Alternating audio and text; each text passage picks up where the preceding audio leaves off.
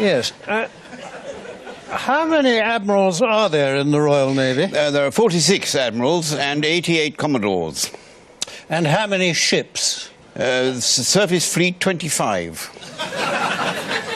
That's rather a lot of admirals. It is a lot of admirals, but you must remember that the modern Navy is very highly technologically advanced. For example, we have just ordered 2 new aircraft carriers, which will be the largest ships ever to be sailed by the Royal Navy in its entire history. Yes. Now, these are the HMS Prince of Wales? Yes, that's right. And the HMS Camilla Parker Bowles?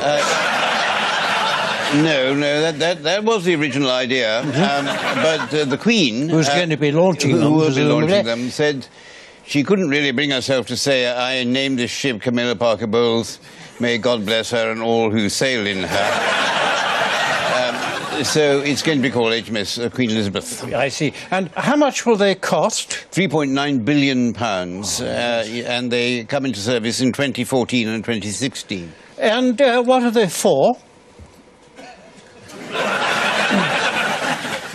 They each weigh 65,000 tons. Well, that's very heavy, isn't it? It is very heavy, yes. And what are they for? And they are 6 metres higher than Nelson's Column. And what are they for? And the flight decks have room for 49 tennis courts, and the hangars are the size of 12 Olympic-sized swimming pools. And you're probably going to want to ask me, what are they for? Well, yes. Well, I think I can do no better than choose the words of the Defence Secretary, Des Brown, who said these ships will ensure that we can increase our strategic effort around the world. Yes. And how do these huge and enormously expensive aircraft carriers actually operate?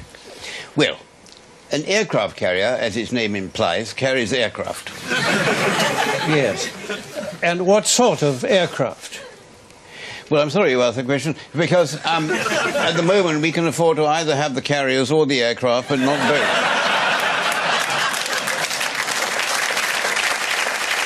Doesn't that present some difficulty? It does present some. I mean, I'm sure we'll find a way around it. How? Taxation is will probably do it, because we have actually chosen an aircraft to go into these carriers. It is the Joint Strike Fighter, the F-35 B, which we are buying from the Americans. And you've chosen this aeroplane because it's obviously the right. No, the right kind, very much, yeah, absolutely the right kind. Yes, it's what's called a STOVL aircraft, a short takeoff and vertical landing aircraft, and it's been in development for 15 years. Oh, so it must perform perfectly. I haven't got the faintest idea because it's not ready yet. Oh, I see. Why is that? Well, there have been problems with it. Such as? Well, on takeoff, it generates 500 degrees Celsius of heat underneath it, which is enough to destroy the flight deck of any known aircraft carrier. The jet draft is 70 or 80 miles an hour, which on a ship going already at 30 knots means that a wind the force of a hurricane will be blowing across the flight deck, thus blowing anybody who's not already fried into the sea. So, why are we buying these aircraft for this aircraft carrier which is costing billions already? Because we've only just found out about these problems, and in any case, by the time this aircraft comes into our service, if it ever does, I shall be long retired, as indeed will all my colleagues, and so it'll be somebody else's problem. So we've actually ordered these things, have we? I mean, couldn't we have got the aircraft from somewhere else? Oh, we must remember that America is our greatest ally, but they have actually stipulated in the agreement to buy this plane that we can't use it outside the United Kingdom. Won't that somewhat limit its usefulness? Possibly, but it will come in very handy if we have any trouble with the Scottish nationalists.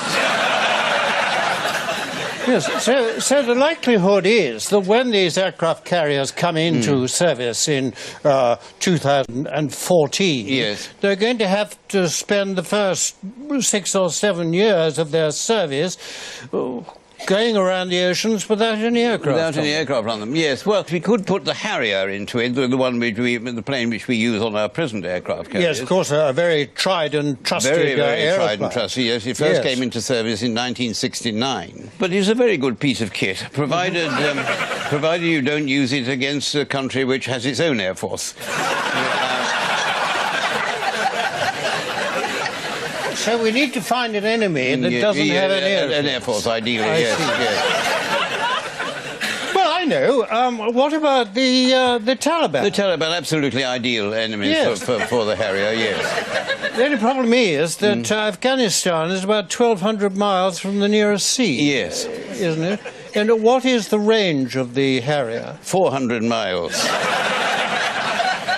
But hasn't it been made clear that what our forces, the British forces, need are helicopters, armoured vehicles, and lots and lots and lots of soldiers? Yes, but these things aren't as sexy as aircraft carriers. And in any case, I mean, you wouldn't get one Olympic-sized swimming pool into a helicopter. Whereas, as I've said, you can get 12 Olympic-sized swimming pools into one of these aircraft carrier hangars, particularly if there are no aircraft taking up the route. I don't want to be unhelpful, but, No. I mean, what is the point of having 12 Olympic-sized swimming pools in an aircraft What is carrier? the point? Well, the point is you could have the Olympics there. I mean, admittedly, by the time the carriers come into service, it will be 4 years after the Olympics is finished. But that only assumes that the Olympics will take place on time, which is not very likely. But even if the Olympics are 4 years behind schedule, which is quite possible, Yes. it's also possible, surely, that the aircraft carriers will be behind schedule. Yes, yes, very likely indeed. But then this is Britain. Sir George, thank you very much. Not at all.